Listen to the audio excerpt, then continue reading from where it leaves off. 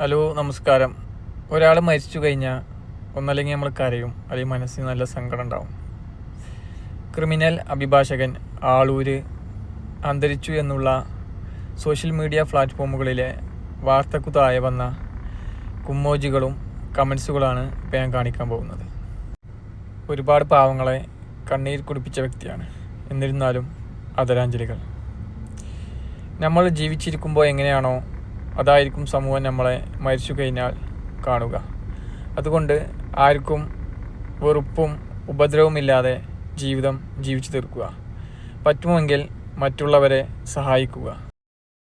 ഒരാൾ ജീവിച്ചിരിക്കുമ്പോൾ എങ്ങനെയാണോ അതായിരിക്കും അയാൾ മരിച്ചു കഴിഞ്ഞാൽ സമൂഹം ചർച്ച ചെയ്യപ്പെടുക. ഒരുപാട് പാവങ്ങളെ കണ്ണീര് കുടിപ്പിച്ച വ്യക്തി. ഗോവിന്ദചാമി കൊന്നുതള്ളിയ സൗമ്യയുടെ അമ്മയുടെ വേദനയും ശാപവും അയാളിലുണ്ടാവും.